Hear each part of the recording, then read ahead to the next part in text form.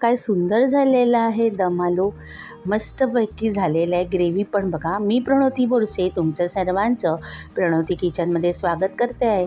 तर आज आपण दम आलू करणार आहोत. या पॅनमध्ये मी 2 चमचे ऑइल आणि अर्धा चमचा बटर घेतलं आहे. त्याचबरोबर त्याच्यामध्ये मी हिरवी वेलची आणि दालचिनी घातले.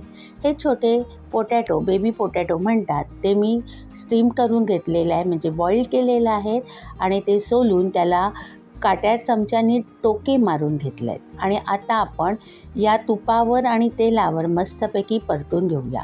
आता ह्याच्यामध्ये आपण थोडेसे मीठ घालणार आहोत. त्याचबरोबर अर्धा चमचा काश्मीरी रेड चिली पावडर घालून घेऊया, जेणेकरून हे पोटॅटो नुसते जरी आपण खाल्ले ना तरी खूप टेस्टी लागतात. आणि आपण ग्रेव्हीमधून ते खात असताना हे मीठ आणि लाल तिखट आतपर्यंत म्हणजे बटाट्याच्या आतपर्यंत गेल्यामुळे खूप डिलिशियस ही आपली रेसिपी होते. आता आपण हे छानपैकी परतून घेऊया, जेणेकरून या एवढ्या तेलामध्ये ना आपण हे बटाटे छानपैकी तळूनच घेऊया. आणि ते तळल्यानंतर त्याला एक असं ना ब्राउनिश कवर येतं आणि हे कवर आल्यानंतर मस्तपैकी खुसखुशीत लागतात. आता हे पोटॅटो आपले तयार झालेले आहेत, तर आपण हे काढून घेऊया. हे आपण सगळे काढून घेतल्यानंतर बटाटे हे जे तेल राहिले याच्यातच आपण 4 काश्मीरी रेड चिली टाकून त्याच्यामध्ये हे बेसन पीठ 2 चमचे आहे ते दह्यामध्ये टाकलेलं आहे. आणि दही आता आपण छानपैकी फेटून घेऊया. लागलंच तर थोडं त्याच्यात पाणी घालूया आणि हे दही आता आपण या मसाल्यामध्ये टाकणार आहोत. तर हे दही टाकून घेतल्यावर आपण ग्रेव्ही ही दह्याचीच करणार आहोत. आणि हे छानपैकी आपण करत असताना मस्तपैकी आपण हे करताना ही ग्रेव्ही आपण टॉस करून घेणार. मी थोडंसं याच्यात पाणी पण घातलं, त्यामुळे दही थोडंसं पातळ झालं, कारण मी त्याच्यात बेसन पीठ पण घातलं. बेसन पीठ नेहमी दह्यात घालायची असते. त्याचं कारण काय माहिती आहे का, दही जर आपण असंच टाकलं तर ते फाटून जाईल. त्यामुळे आपल्या बेसन पीठ घालायचं की ते बरोबर होतं. आता ही जी दह्याची ग्रेव्ही आहे ना, ही आपण परतून घेणार आहोत.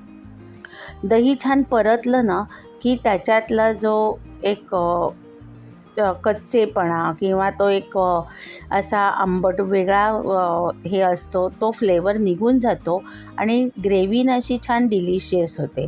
आता आपण ह्याच्यामध्ये तळलेला कांदा आहे तो मस्तपैकी आपण त्याच्यामध्ये कुस्करून घातलेला आहे. आता ह्या ग्रेव्हीमध्ये ना बरोस्तो म्हणतात त्याला, तर तो घातल्याने काय होते, तुमची ग्रेव्हीला ना एक दाणेदार अशी ना असं म्हणजे एक पोत येतो आणि त्याने चांगलं होतं. मी थोडंसं आलं लसूण पण घातलेलं आहे आणि ते छानपैकी आता आपण मिक्स करणार आहोत. आता ह्याच्यामध्ये काय आहे, थोडंसं आपण मीठ घालणार आहोत, कारण आपण पोटॅटोमध्ये ना मीठ घातलेलं आहे आणि त्यामुळे ते छान लागतं. आता हे माझे मसाले आहेत, तर मी 1 चमचा धण्याची पावडर, अर्धा चमचा जिरं पावडर, रेड चिली पावडर, त्याचनंतर हळद, नंतर संडे मसाला, आमचूर पावडर, बडीशेपची पावडर आणि इथे माझा गरम मसाला म्हणजेच किचन किंग मसाला. आता आपण हे सगळे मसाले याच्यात घालणार आहोत आणि मस्तपैकी ही ग्रेव्ही छान आपण टॉस करून घेणार आहोत. ग्रेव्ही मुळामध्ये शिजली पाहिजे. तसं तर दही असल्यामुळे शिजण्याचं काही गरज नाही, पण त्या ग्रेव्हीमध्ये हे जे सगळे मसाले आहेत ना ते सगळे एकजीव होतात. बघा कसं एकजीव झालेला आहे आणि तो असा एक गोळा झालेला आहे. ही ग्रेव्ही ना मस्त फ्राय झाली ना की त्याची टेस्ट खूप छान लागते. आता तुम्हाला जेवढं हवं तेवढं पाणी घाला, म्हणजे तुम्हाला ना जे मसाले टाकलेले आहेत त्याचा तवंग पण येईल. तवंग हवा असेल तर, नाहीतर तो नाही आला तरी चालतो, पण येतो तो नंतर थोड्या वेळाने तवंग. आणि आता आपण बघा, ही ग्रेव्ही तुम्हाला जेवढी पातळ हवी आहे ना तेवढी करायची. मी चपातीबरोबर किंवा पराठ्याबरोबर खायची आहे, पण ग्रेव्हीमध्ये जास्त पाणी घातलेलं नाही. मी म्हटलं होतं ना तवंग येतो, तर हा अशा पद्धतीने तवंग येतो. अजून जर ग्रेव्ही आपण ती फ्राय केली असती ना तर अजून लाल चुटूक तवंग आला असता. आता हे छानपैकी आपलं झालेलं आहे. आता ते तळलेले जे आपले बटाटे आहेत ते घालणार आहोत. मला थोडंसं जाड वाटलं, कारण बटाटे घातल्यानंतर सुद्धा एक उकळी घेऊ आपण, तेव्हा ती ग्रेव्ही अजूनच ठीक होईल, म्हणून मी थोडंसं अर्धा पेला पाणी घातलं. आता इथे आपण हे सगळे बटाटे टाकून घेऊया.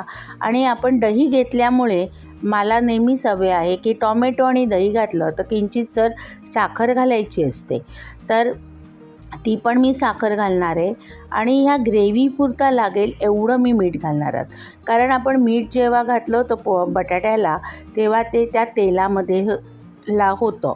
मग आपण जास्त घातलं ना तर मग ते खारट होण्याची शक्यता असते. तर इथे मी साखर आणि मीठ परत घातलेलं आहे. साखर थोडीशी घातली जेणेकरून ना तो एक चांगला चव येते. ऑफकोर्स आपण इथे बरोचसं घातलं आहे त्यामुळे ती चव तर चांगली येणारच आहे, पण किंचितचं मीठ घातलं आहे आणि थोडी साखर घातली आहे. तसं बघितलं तर आपली ही ग्रेव्ही खूप म्हणजे आपली तयारच आहे.